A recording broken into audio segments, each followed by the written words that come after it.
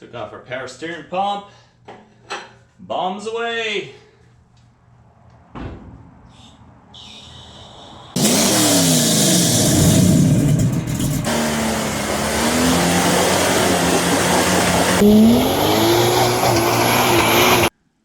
Ladies, gentlemen, and inmates of all ages, welcome back to Streamline Builds.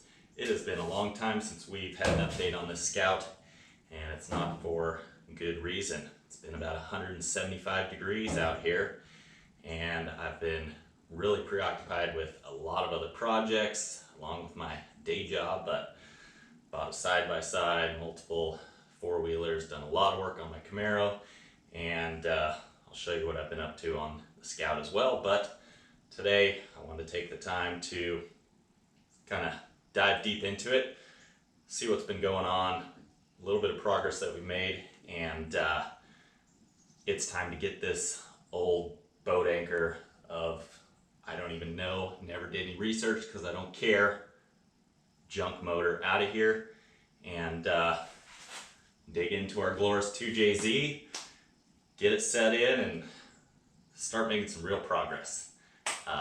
It's cooling off to about 90 degrees, so I'll take it. So inside, zero progress. Besides, we got a brake pedal sitting there, steering,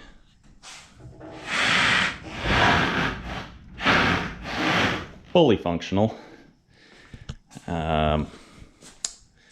We've got brand new master cylinder.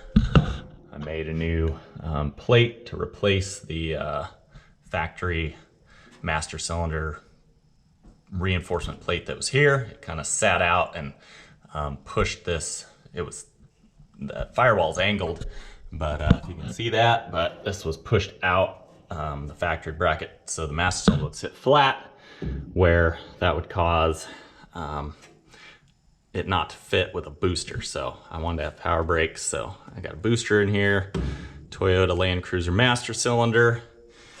Brake lines are still, you know, Bluetooth, but obviously those aren't going to work on here since this is metric. This is what we're going to be working on removing, this big old dirty hayseed mouse house. She's you know, seen better days. What else? We got all of our front brakes complete, finished.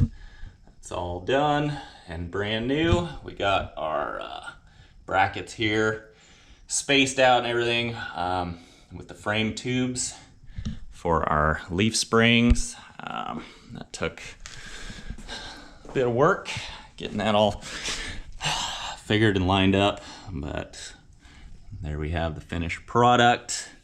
Pay no attention to this, you know, somebody hit something. But yeah, I'm thinking that is a good swing and everything. I'm planning to possibly, I need to pull one leaf out of these springs, so that's probably gonna push this back a little further and give us a similar ratio, maybe not as far as what we got in the back here, but the back, it's a nice soft ride. If you can see here. And the front, it's pretty stiff, but polished this out a little bit. Nothing on the door, but just was messing around with the kid, seeing what was possible here. Might try and get some touch-up paint and fix some of these areas, and this all needs to be like scraped off because it's just fallen off. Whoever did some skim Bondo on here for whatever reason, it's not like it made a huge difference. It's only like a 1/16 to maybe an 1/8 thick, so I'd like to just sand or scrape all that off, get some touch-up paint to try and clean up the patina look a little bit, just so it's not weird where there was like US mail stickers or whatnot. Then I'm planning to do some best top Jeep CJ seats in here, cut out that hokey bracket somebody made and buy the correct seat bracket there, do the Jeep CJ rear seat, and probably Rhinoline or something, the floor in here, or get the vinyl floor kit. Not sure yet. But that's pretty much where we're at. I also put a locker in the rear end and all brand new drum brakes, which was a whole situation on its own. Kept getting the wrong parts. The brake shoes were like, they have thin ones and thick ones. I didn't know what I needed. And then the drums didn't fit over the axle flange, and I don't even know. And then what else was it? Something with the inner face of the axle. There was like a little step up in the drum that I ordered for some reason originally, and it held the drum off of the face of the axle. So stupid. So got all kinds of extra parts I wasted money on there. And anyways, here we are with the 2JZ. I put this forward-facing manifold setup on here. Bought this adapter plate from a guy on eBay. No, he's not on eBay. I couldn't find anything on eBay that would make this manifold work with the NA2J runner here, but I found this online, and if you need to know, I'll try and put the part number down below. But yeah, got that set up. Looks like it's all gonna fit. I like that you can keep your factory power steering reservoir, because with other forward-facing manifolds and the stock one too, you can't use that. You got to use a different reservoir that's off to the side. We pulled our filter and turned it, rotated it to a different location. I had to drill out something. What did I drill out? I drilled out something. Oh, this hole right here. I had to drill it just a little bigger so it would fit, but got that all set up. So our filter is going to be facing straight out, which is nice, because when it's facing back or down, it's a lot harder to access. It's what I found. And we may have to get a rear sump. They're more like, on a Toyota, it's like a mid sump pan. We'll just have to see how this sits with our front axle housing and all that. Yeah, it's like $600 people want, so it'd be nice to not have to use that. And turbo, we got just kind of setting on here loosely, because I'm gonna take all this off to set the motor in and check everything out, and then we'll just kind of set it in and see what we got for clearance. I don't know. I mean, in a perfect world, I'd like to bolt the transmission up to the motor and get, you know, put it all in as one piece. And once this hood support comes out, which I don't have anybody around to help me pull this hood off, so I don't know what I'm gonna do yet, but I'm just thinking about it, and I need to do something safely. Maybe I can take this off and stick it in this hole or something and still have enough room, because if this plate comes off, I can have a lot. You don't have to go 20 miles high with the engine hoist to try and get the thing out. I'm already thinking I'm gonna have to take the wheels and tires off, set it down as low as possible to make this happen. So, and that motor's a lot longer. It's gonna be a lot harder.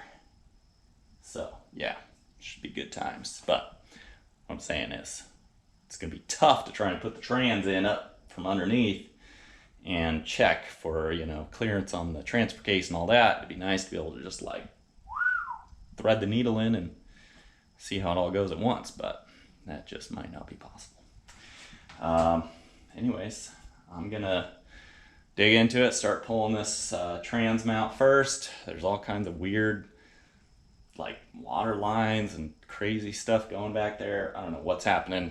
Probably gonna get the Sawzall if I have to, or if it's not all self-contained, and I just want to get this out, throw it away. I wish somebody would come get it, because I don't even want to throw it away. Let you throw it away.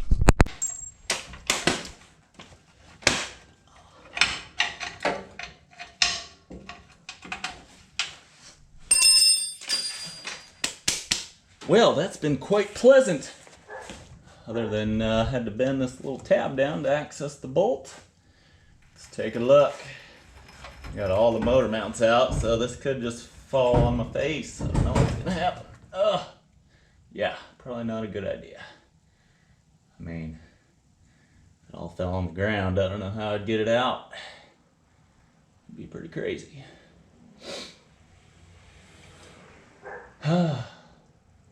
Not the worst idea, but not the best either. Okay. Like the mailman was getting rowdy. Kind of mud slung up in here and dirt. Full in this sucker. Jeez. It's only 2-wheel drive. Look at all these lines and pipes. It must be the trans cooler of some sort. Crazy. A whole lot of crap going on in here. Slid the drive shaft yoke out. Might have to take this e-brake bracket off. I don't know. I mean, I was planning on going out that way. Let's see. Bit of a struggle. We definitely got that transmission cross member off. And thinking about dropping everything down underneath seemed a little crazy. So, because I don't think motor and everything's just too tall. I wouldn't be able to get it out from under the frame any possible way I can think of. So, I'm going to jack it up now and kind of lifting the whole vehicle. It appears.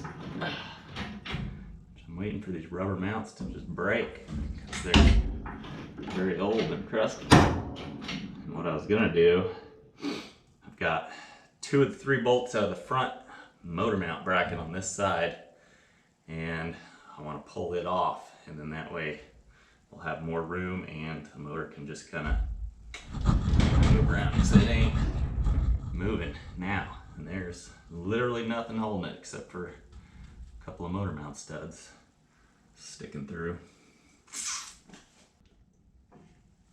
Okay, come on. Whew. All right, that motor mount is off. Probably gonna need to grab some persuaders now. Get her all cleared up. I don't know what's going on. You can see here we got 2 studs sticking out through, and then underneath there's like a J hook holding the motor up, so in case the motor mounts fail it can't fall through to eternity. But this one's off, so I think it's a little bound up. I just need to jimmy her, get this thing out. Some swedge. Whoa, easy, easy, easy. Okay. How are we doing in the back? Hey, anybody? Are we stuck? Oh, baby. Oh, good. Lord Almighty. I'd like to thank y'all for watching. Oh my God. Motor doesn't quite fit between these panels, which is what I figured. I might have to cut them back eventually when I put the new radiator on or trying to get this other motor in. But, you know, I'm trying to preserve this thing as a museum piece. I don't really want to be messing it up. But I got a jack under it. I'm trying to do what I can. Oh. If I can get this side a little twist and shout. We got some crap. Oh yeah, there we go.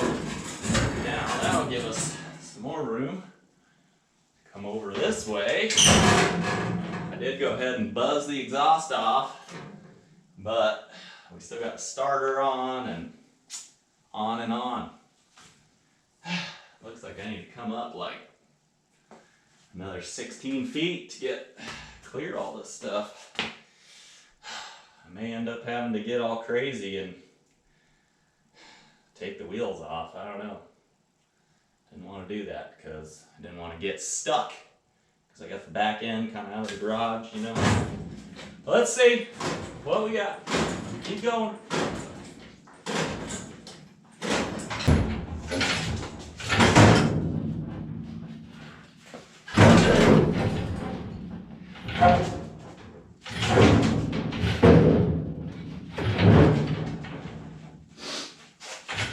Boy, this is cause for a celebration.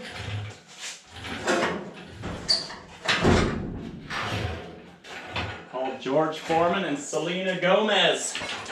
We're having a party. We freaking did it. Yes! Boys and girls. I didn't know if that was gonna happen. And here we are! And the only thing I didn't remove was the choke cable. I just cut through it. I was not thinking that was gonna come out until I added this strap to the back of the trans. Pull it up level. Good grief. It was all going so smooth.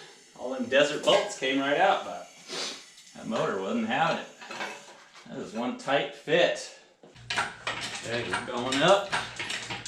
I'm going in. Better get ready, baby.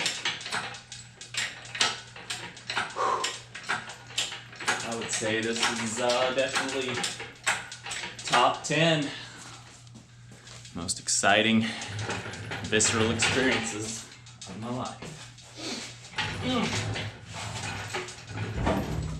It's just exciting to meld a little bit of modern with some classic and see a little bit of your imagination come together and hope we can make something work here.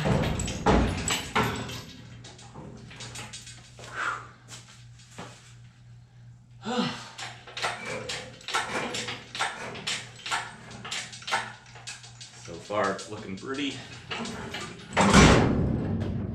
tight. It's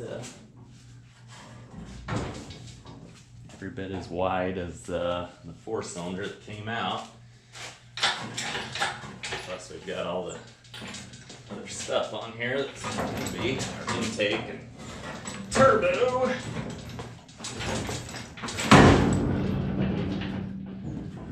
Got off here, but see, as long as that oil pan fishes her way through there,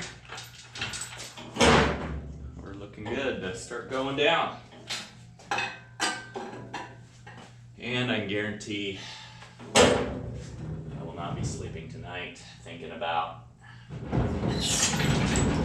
how hard it's going to be to try and get that transmission up inside there, set it all up, you know, see how high I can actually put the motor compared to our firewall and trans tunnel and all that stuff, because really can't mock up the motor and figure out where the mounts are going to go until we actually have the trans in as well and everything all kind of bolted together. And if this had a cross member under the motor like most vehicles, I would just drop this in and feel comfortable getting the transmission up in there and bolting it together. But I'm gonna have to like leave it on this little baby crane from Harbor Freight, and it's gonna be interesting.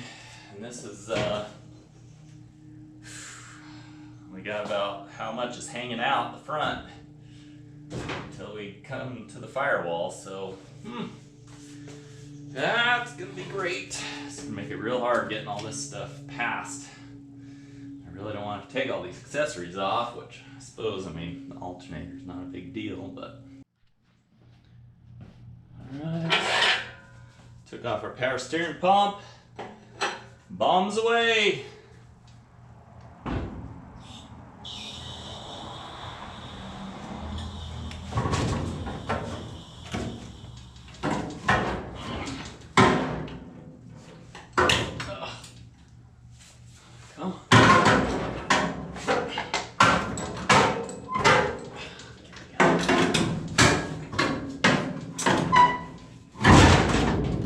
There, that'll work.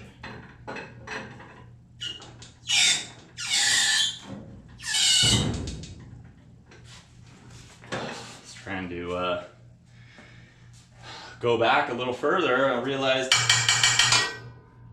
we're kind of at the mercy of this horrible engine hoist. I mean, the bar goes all the way to here. I'm not sure why. I'm gonna have to break safety protocol and drill the hole a little further, because we ain't quite there. And I need it to be there.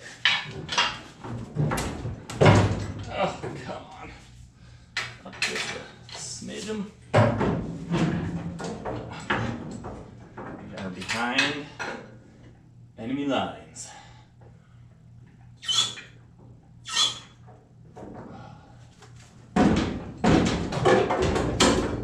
Look at that, it's in. It's practically installed.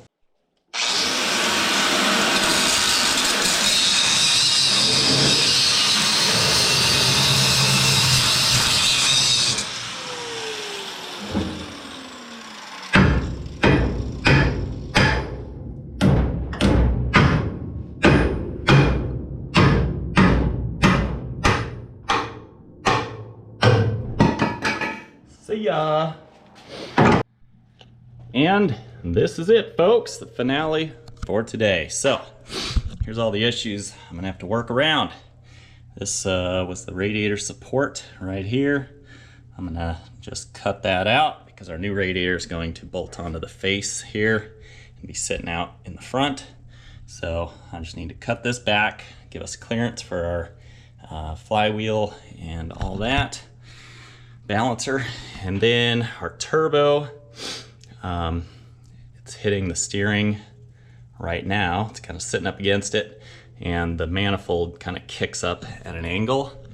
You can see it maybe, but I'm just gonna need to go ahead and cut and weld that bracket. There's like a T3 to T4 adapter, so I'm just gonna cut and weld that, kicking the turbo up closer to the motor, and also extending it up higher, so it's going to sit up a couple inches, and that way we'll have more space and no issues with our steering there. We can still go down a couple inches in the back if we need to, and the brake lines will just kind of tuck under the steering up into here. And then we aren't without trouble anywhere, basically. The back should kind of fit as is. Here we're running into a bit of an issue, and this firewall is sloped, so the lower you go, the worse it's gonna get. And I think I'm just gonna have to cut this out, because all that would go here factory was the inner heater box system. So I'm just gonna cut a relief out and we'll box it back in. And as you can see here, we're in no shortage of space for our fender, so that would be no issue to just come in here and snip this corner back a little, which is what I'm gonna have to do. The back of the motor is definitely gonna come down to level it out and sit down a little bit for our transmission, but as it is now, it's pretty close to being able to clear a transmission in the tunnel. But I want it to go down a couple inches because I like where the front is sitting now, and the back is just a little higher. So I want to drop the back a couple inches. That'll get that good. This will stay fairly close to where it is, but we're gonna have to just cut a little clearance box in this upper fender wells also, and maybe use like a round tube, like a half of a tube. That way I can use a space to add an air filter right here also. And then I'll just, I don't know, maybe cut a couple holes in this front fender well portion to let cold air get into that space, and I can box it off so the tire dirt will not get in there. Plenty of room for all that. And what else? I think that's pretty much it. Let's see, the motor mount situation. We are very far away from our motor mounts in the block. I may want to buy like a bent tube cross member that I can just cut down pretty cheap, and that way I can just weld that in across And with our front sump pan, I think we're really good. I don't think we're gonna have any issues with that. Even if the steering or anything comes up, it's not gonna hit the motor or come in contact with any of that. Pretty much no chance. So unless you're getting a crazy accident. And there's a better look, maybe you can see. It's so dark, sorry. The motor mount,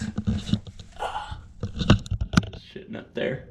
But yeah, we can come in and just build a tube to go underneath and tie it all together. We might be in business. So those are my tentative plans. God bless you. Thanks for watching.